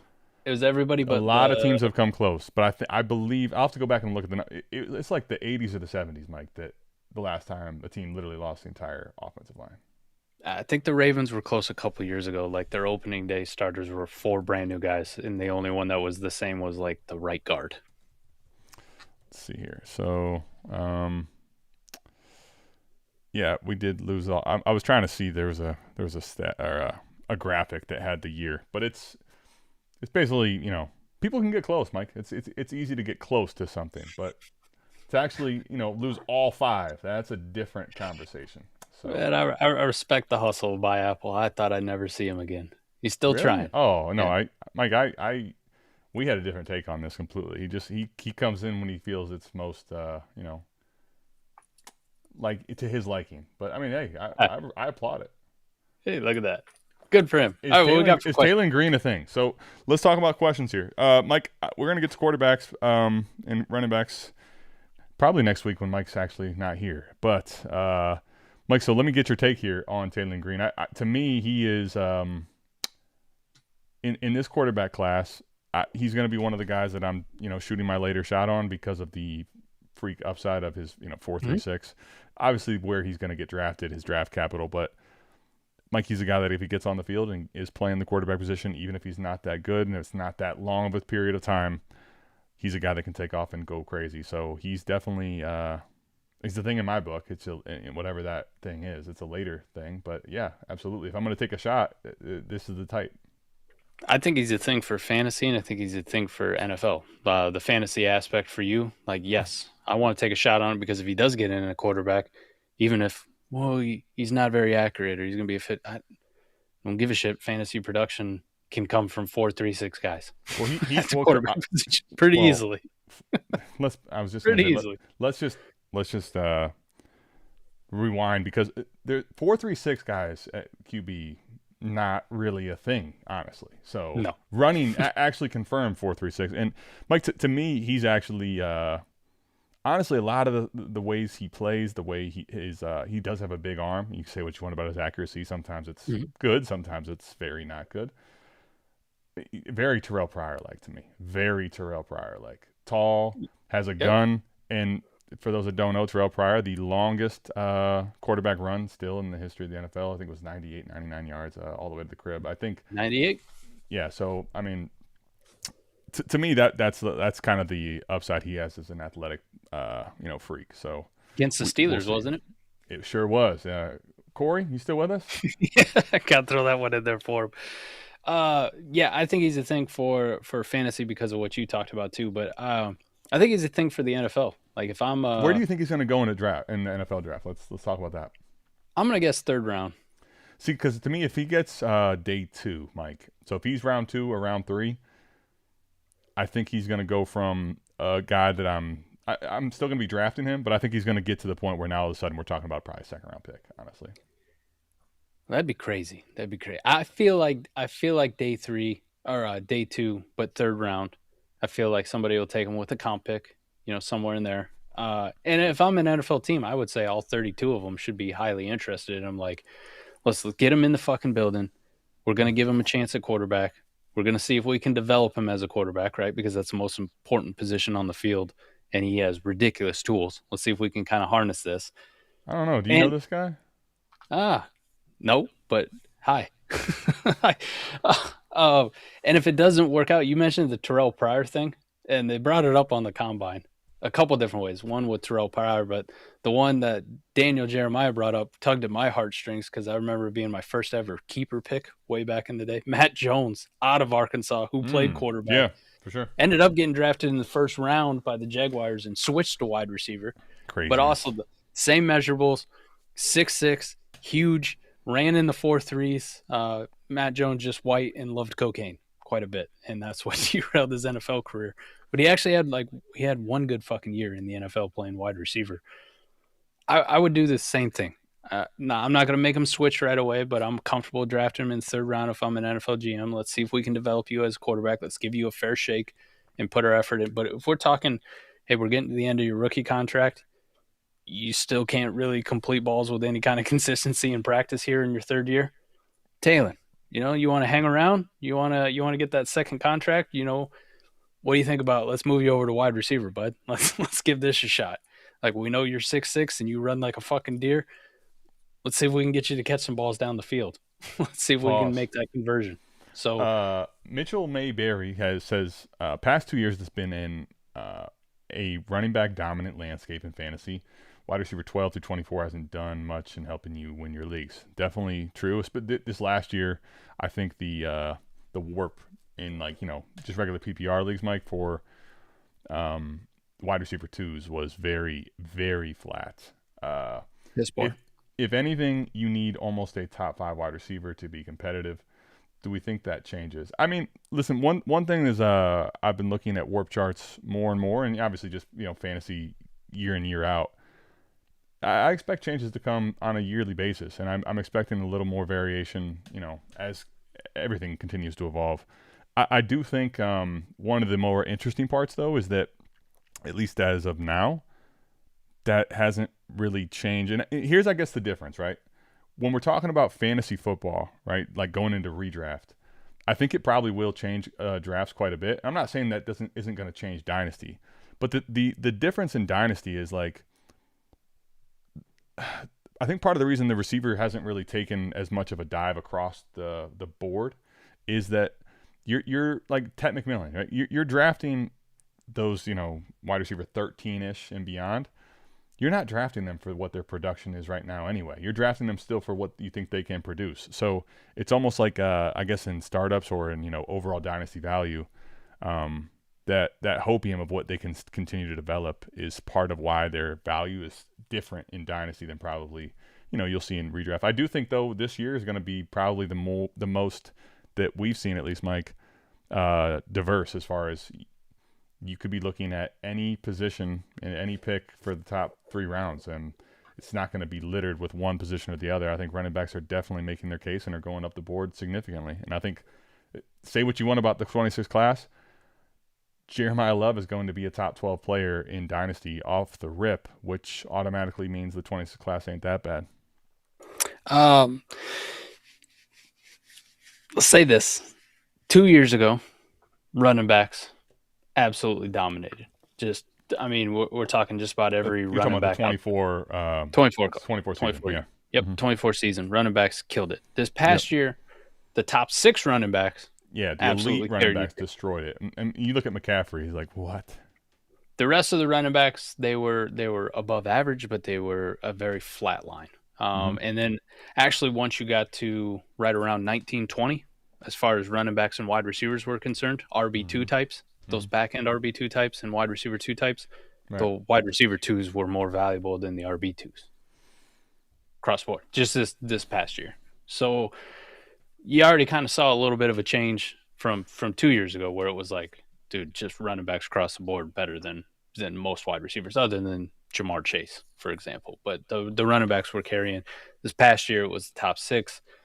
Fantasy kind of goes in these cycles sometimes. Quarterbacks are at their all-time low in Superflex leagues.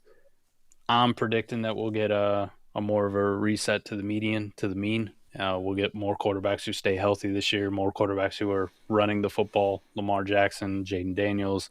We'll get the rushing stats back, and that line's going to come up. Every other line's going to kind of come down. But having a top 5 wide receiver is never a bad thing. Having a top 8 wide receiver, and then after that, Adam, you and I have kind of always just played like, you could have a back-end wide receiver 1. Like, does it really matter, though? How much difference is that? And historically, across the board, if you go look at warp graphs, the difference between a back-end wide receiver 1 and a low-end wide receiver 2 is just, it's like the same shit. They're not that far off. So yeah,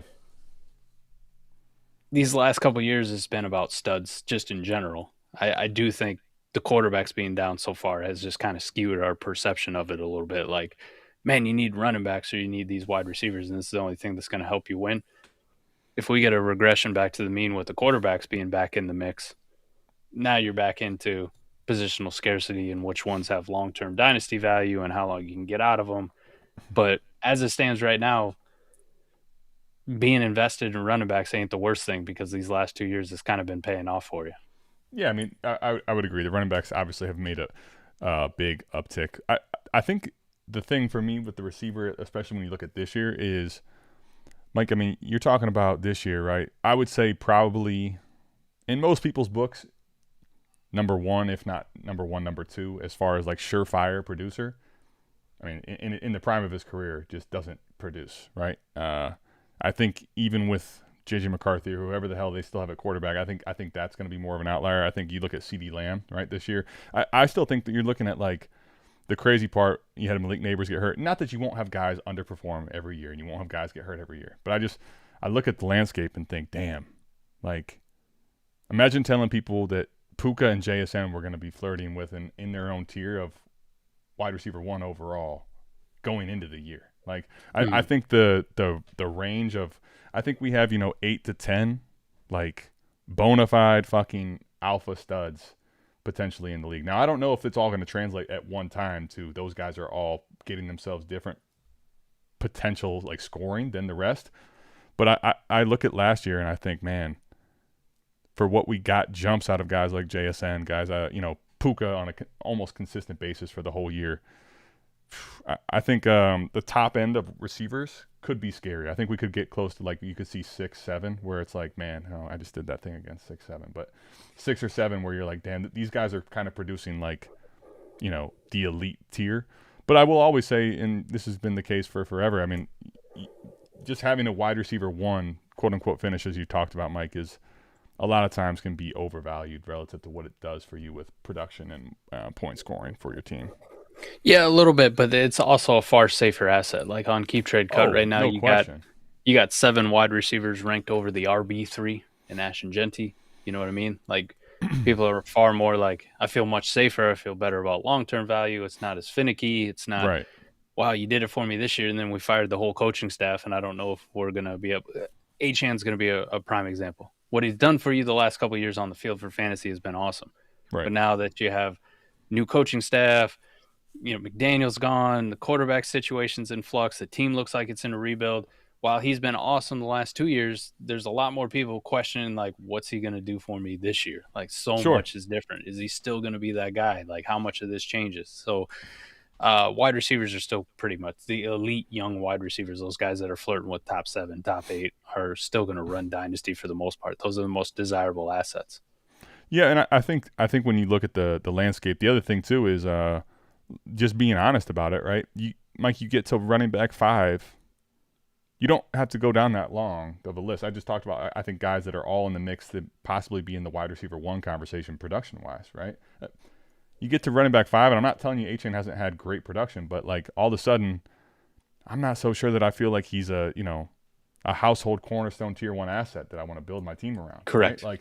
Like, so the overall depth of the position as far as, like, what we think are secure assets, I mean, Mike, you get a guy like Jeremiah Love, and you're talking he's going to be one of the top 4 by default with it before we even know anything about draft capital landing spot. So that's another big part of it. Is it's the running back production has been going up, but how confident do you feel about predicting what running backs are going to do this year in and year out? I love Jeremiah Love. There you go, double love there. I like him over Ashton Genty, Adam, but you can ask yourself this question, like, would you rather, we're going to back and forth and you're going to get answers on both sides. Would you rather have Ashton Genty or the 101 this year?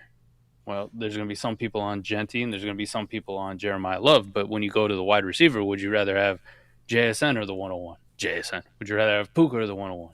Right. Puka. Would you rather have Neighbors or the 101?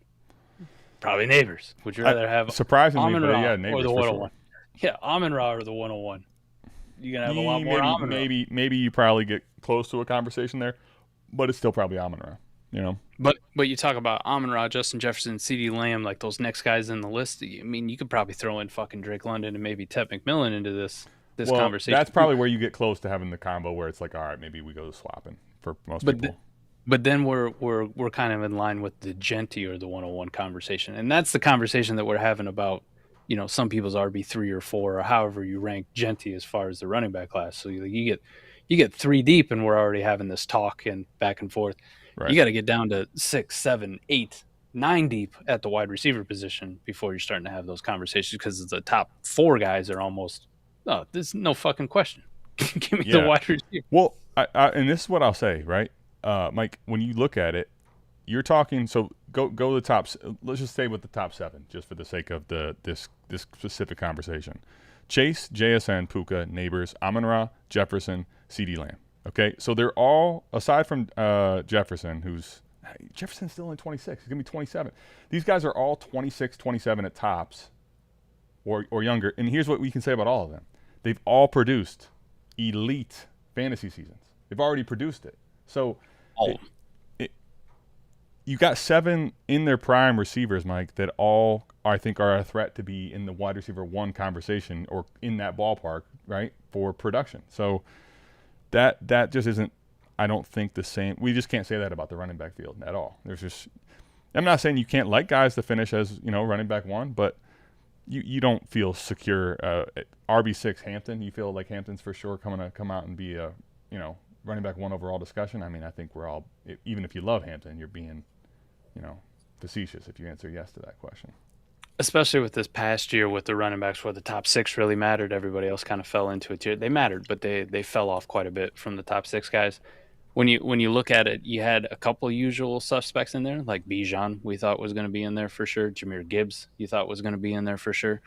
But everybody else kind of had question marks about him, right? Like we always liked Achane's production. He can do it. Can he do it for a full season? Can he give me a full season of warp? He was one of those guys in the top 6. Christian McCaffrey's coming off an injury-riddled season. Is he too old? Is it done? Is it over with? Like, the guys that actually finished in the top 6 weren't necessarily the top 6 guys that we thought coming into the year. Like, you get more running back variance with guys coming from that midfield than you tend to do at the wide receiver position on the guys who finish at the top 6, the elite positions. It's kind of the same cast of characters. It's not going to be all 7 of them, for example, like all 8 if you want to put 8 into the conversation. But if I told you the top 6 wide receivers in 2026, I bet we can name 75% of them off the rip today, right? Yeah. Chase is probably going to be up there. Puka is going to be up there. Malik Neighbors plays a full season. He's up there. CD Lamb's probably in that mix, right? Like we kind of know off the rip, as long as they don't get injured or anything like that, that they're going to be in that top 6 category. All right, Mike, let's rip through. We got 3 questions that I got started here that are legitimate. All right. Traded Laporta, 112, and Shadur for Brees and Terrence Ferguson. Thoughts? Why? I mean, well, Mike, when I look at this, right, how is Brees the best asset in the deal for you here? Maybe. Getting franchise tagged by the fucking Jets is just a kick in the dick. Yeah, remember, well, I don't want to go down this path, but remember next coming that's going to be, it's going to be someone else's show. It keeps, year in, year out, just keeps changing. It's not going to. That was a kick in the dick. Yeah. Well, I mean, you kind of figured that would come, right? I mean, I don't know. But I when you look at it, here's the thing to me, right? I think the downgrade from Laporta to Ferguson, I think it's substantial, even at the tight end position. I'm not, I don't really want to just, take that big of a loss. Shadur, while I'm, willing to trade away, and I'm not like gonna, make him. Shadur's not gonna kill a trade for me per se. I don't want to just add him into the mix here. Like he's just being, he's a third asset here. I like Brees more than the 112 for sure. I just it feels expensive, honestly. Feels expensive. Feels very expensive. I mean, he did have 1,000 yards with him last year, but I mean, it was good enough points per game to be RB 20. Like, fuck. Yeah, I mean, I think there's a lot of warranted reasons to expect him to do better than last year. But at the same point, it's even then, right? Like we've seen Brees produce at an elite clip. I don't want to pay for that. I don't think you're paying for that here, but you're paying. I think the middle ground. I think you're paying more than what the current market is, frankly, and so I don't think it's necessary. Name your piece, whether it's the 112 or Shador. I'd rather have them over Terrence Ferguson, straight up, no question. Yeah, Ferguson is definitely the lowest valued of the assets in the deal. No debate. So cancel out Shador and Ferguson. Do you want Laporta in the 112 or Brees Hall? Well, I mean, I don't. Can we even cancel out Ferguson and Shador? Yeah, I would prefer Shador over Terrence Ferguson. But all right, let's say we give him the benefit. Plus it. Yeah. I mean, I don't know. I don't think I'd want to pay 112 on Laporta. I could understand it because I don't really care about the tight end position enough. And I guess we don't have the premium here for tight end as well, but I guess, and also the 112 in this class just really isn't, I think, as valuable as maybe we feel like a typical 112 is as well. If he hadn't got locked into staying with the fucking Jets, man, I would have been far more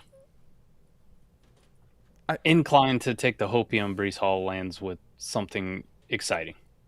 But don't you think, though, still, I mean, I don't know, for me, Brees Hall is one of the guys that I'm okay knowing that they're not going to tag him next year. Like, I'm still in Dynasty willing to bet on him in a 2 to 3 year window for sure. Oh, yeah. He's going to be 25 this season. Yeah. I still think he's got a good 3 years left. Obviously anyone can get hurt and have terrible things happen. But aside from that, I'm in on his profile for 2-3 years for sure, based on what we've done lately. I guess you could still hold on the hopium that they tagged him because they're up against the deadline, and then they're going to trade him anyways. For sure. I mean, there's definitely a scenario where he doesn't stay the whole year there as well, too, right? Yeah. I know he's not. They got to give up whatever team signs him to an offer sheet that the Jets don't match. Got to give up 2 first-round picks for him on the transition tag, whatever the fuck that is. Mm-hmm. That ain't happening. Who's giving up 2 firsts for a fucking running back these days? No, I don't think that's gonna probably happen. Honestly, at all. There's no shot. So all right, it could still work out because like Laporta, the 112, and Shador aren't the most sexy assets. I'm trying to be reasonable that Shador over Terrence Ferguson, at least for me. Like, well, yeah. No, I mean this is a to me this is here's the reality of this, in my opinion. If you go get the Brees side, you're kind of, I think, this is my final assessment. You're overpaying in the current market value. You should probably know that going in, and you're kind of betting against Laporta being a difference maker. Yep. The 112 being as in the down class, and Shador having long-term staying power. I mean, I think all those 3 are very reasonable to assess. It's just it's steep because if any one of those things isn't true, yikes, right? Yeah. Yep. I think it feels rich, to be honest with you, buddy. But if you know your market and like this is what it costs to get a running back of Brees's juice, and that's what you want to do, so be it. I probably would at this time of year stayed away from it, frankly. I need to cut players. How do you order this group? Brashad Smith, Leggett, Booty, Tez Johnson, Mayer, and Freiermuth. I'm gonna put Mayer by default, position wise, and what is going on there probably as my last. I'll put Tez Johnson last. I got Mayer, Tez Johnson maybe next. Yep. I'll be honest. Our first 2 are the same. All right. I'll let you give your order first. Our first 2 are the same, whichever one you want. Tez Johnson, Mayer, definitely. I'm good. I got to cut 2 guys. Those are the easiest ones, and then got to make another choice.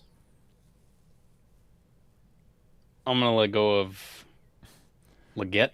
Let me just say, Brashad Smith is going to be the one that I prioritize, assuming this is a lineup league, which more people are playing in lineup than best ball. So it's definitely Smith for me. Yeah, honestly, even in best ball, like I think he's on the fence of being someone that gets enough snaps for me to want to keep him at running back. So he's safe for me of this group.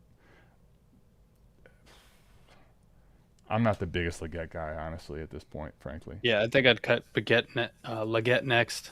Then I'd cut Booty. Then I'd cut Brashard Smith. Then I'd cut Pratt Freiermuth. Damn. So you got Freiermuth as your number one of the group? The best one out of the group, right? Jonnu Smith just got cut today, right? There's no Arthur Smith in town to play fuckery, right? Maybe we get back to, they don't have anything outside of DK Metcalf at this point for weapons. Maybe we get back to Pat Freiermuth actually being back end tight end one, right? And a guy that I could probably start in the league every single week. Yeah, I think Mike, while all that does sound good and I don't disagree, I think even there I'd prefer to have a running back that maybe I don't start every week, but I know when I do start him, I just want to lock him in. Like Freiermuth, I almost feel like the story you just told me, I just keep selling it to myself like, fuck. So those two, I would put Brashard Smith, then Freiermuth. I would, I think it's pick your poison at receiver, frankly. The draft capital for Leggett doesn't really matter any much more. So you order those receivers how you want to. I think Mayer's definitely the easiest cut for me. Then you go to these receivers however you prefer. I would probably put Tez Johnson last, then Leggett, then Booty. But, I don't have a problem with whatever. Then I would put Freiermuth, then I would put Brashard Smith.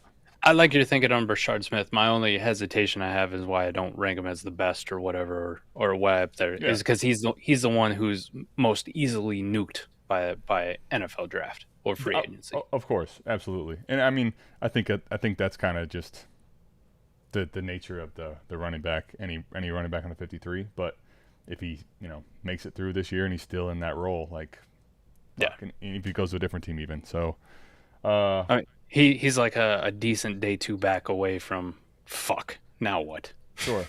Fuck. Definitely. They just drafted Jonah Coleman in the late second round. Fuck. Now this dude's toast. Like I'm good. The crazy part is that's what would be the thinking, and we never know. But that would totally sink his dynasty value, no question. Mm-hmm. Would you give the last question here for tonight? Appreciate everybody tapping in. Oh, we do have a. I'll get one more question in real quick at the end there. Would you give up the 105, 106, and a 28 first? We're giving 28 first. You know how old I start to feel, Mike? We're trading 28 first for the 101. Strong at all positions except Harvey, Pollard, and Dowd on my top three. I would still have two 27s and my own 28. Okay, so this is somebody else's 28 and the 105 and the 106 for the 101, Mike. No, Jeremiah Love is awesome. I love him to death, but I'm not giving up 3 firsts for a fucking running back. I think I'm doing this, honestly. Context-wise, because you're not – Mike, I would not probably give up my own because even if you tell me your team's great and all this stuff, bad things can happen to teams that are built really well. I don't want to give up my flexibility in 2028. Mike, I have no idea what's going to be happening in 2020. I'm going to be honest with you. That seems too far. Mm-hmm. Someone else's 28 first, and I get to keep my 27s. I'm okay with this because – Mike, he's going to be a top 12 valued asset. So let me say this. Lineup, start 9, start 10, I'm in. If you go deeper than that, like you're talking like lineup, start 12, I might have a little more pause. Best ball, I'm definitely not doing this. But I think in lineup, start 9, start 10 leagues, 12-team Superflex, I'm comfortably aboard doing this because of the tier break between 105 and 106 for me and 101. Yeah, I just don't want to do it. Right, 28 first aside, it's far out. It's not yours. I get all that. But I look at the 105 and 106, not with what they can be this class, but you're very weak at running back. You're buying one running back to fill. Essentially, you need 2 because you don't fucking have any right now at all. And I look at the 105 and the 106, like what kind of running backs on the market can that buy me? And I could get multiple shots at running backs for production. If I'm deep everywhere else, the only thing I'm missing is running back. My window's small anyways. Let me spend that 105 and 106 on 2 running backs instead of 1 running back, and I'm going to double my odds at good production, especially for this upcoming season. So 105, 106, you could look at. I'm just giving you the range of people, of running backs that you could, but anywhere from James Cook to Trevion to Judkins to Breece Hall, which we mentioned, Bucky Irving, Kenneth Walker. You wanted to buy one more year of Christian McCaffrey. That's very easy. Kyron Williams, if you still believe in him. Saquon Barkley's all the way down at RB17 right now. Like, give me 2 of those fucking guys versus 1 Jeremiah Love at this point. So let's reverse engineer this for a second, right? Mike, what can Jeremiah Love buy you throughout next year? quite a bit, unless it's from probably a contending team, like somebody who's locked in. Yeah, I mean I guess part of the reason I'm okay with this is in lineup start 9, start 10, everybody wants to go to the top tier and the consolidation factor there. So Jeremiah Love, you look at Genty and how he played this year, right? And like what you're able to still trade him for. It's kind of one of those things where if you needed to get out of Love, you always could, I think, outside of like horrific injury, right? But the biggest thing is like if I have him as my staple RB1, I'm kind of willing to play the game of, okay, I'm with you. I want to put other running backs into this team, but I can invest seconds and thirds and spot starts and figure out the filling out the rest of this team from a warp perspective without really having to have the dynasty value. Because I think that Love is possibly Love right now, I think for me is running back 4. If he's a top 10 running back, he's running back 3. And honestly, you're going to have the conversation with him being already in the 1-2 conversation by the time the season starts. So he's just one of those rare assets that I'm, for this price, willing to do it for. Genty was very similar last year. Just pointing this out, very similar last year on how they were viewed as far as dynasty value and where they entered the league and all that. You want to talk heart of the season, mid-October? That was Ashton Genty's historic low value on Keep Trade Cut was in October while he was actually playing football. Sure. So all of a sudden the luster wore off and it was like. But I mean, you were still able to get like 2+ easy, Maybe. But my point is, it's and that's also with Genty knowingly, right? We were watching week in and week out him actually sit like a quarter a game at that point because they were so bad. So it definitely could happen. Those assets I'm willing to consolidate for when it's that price. And this is kind of was similarly in that conversation because Mike, you already alluded to it. You don't have any other running backs. Harvey was one of them. Is RJ Harvey dynasty value toast? Doesn't feel very good, does it? I'll say this: is it toast? That might be extreme, but I'm already getting DMs and people like the RJ Harvey trade offers are. You can see people a mile away, like scared to death of their RJ Harvey shares. Like the trades are coming in, they're willing to give RJ Harvey away to get a very old running back. Like give me just production of Derrick Henry or something like that. Like those type of trades at this time of year in March, Mike, are like, oh shit, we're panicked. Like, so I don't want to say his value's toast, but listen, it's definitely panic season, and I think in a way rightfully so. I mean, what he did this year with the opportunity that started to come, especially later in the year, he didn't wow you, right? He had moments, but he didn't wow you, and that definitely feels like he had opportunities to wow you more so. So I'm at the point where it's like, listen, if you can pivot reasonably, I would embrace that pivot. Frankly, that's kind of where I view it for RJ. Did you see the news today? No. Did you see the news today too? No. Ben Albright, Broncos reporter, right? He does a lot of NFL stuff. Yeah. And I give Ben a lot of shit too because some of his outside Broncos takes are wild or whatever, but Ben does a pretty goddamn good job at his. Somebody put a report out there that there was a second team interested in David Montgomery before Houston sealed the deal and got him. And Ben Albright commented on it. It was Denver was trying to acquire David Montgomery. So, I mean, that's not shocking, right? And well, I guess for RJ Harvey, the good or the bad is obviously. I think you could be doing that for David Montgomery to replace, the Dobbins role, possibly. But even then, like that's not a good thing. I think that's the thing. Even there, that would not be a good thing for what we thought for Harvey, right? At really at any point, because he would just be the 1B probably in that scenario. Well, everyone assumed, with RJ Harvey going there, that the J.K. Dobbins role wasn't going to be that great, anyways. And then it turned out that it was, and they wanted to give J.K. Dobbins the football until he got injured. There was definitely, I think, polarizing takes. But I'll say, Mike, I think even where I think there was a scenario where we've seen this for plenty of day 2 running backs where, it starts like they're the 1B and then it starts to teeter to where you see them take the reins. It wouldn't have been ideal because of the injury. But even then, it's like, okay, that was his opportunity to really take the reins and run with it. And frankly, from a snap share perspective, from what he did in production, like, he had big runs at times. He had big moments, but it never felt like he really commanded the lead of the backfield, and that's what I think the scary part. Nope. And now you look at it, you had a pedestrian.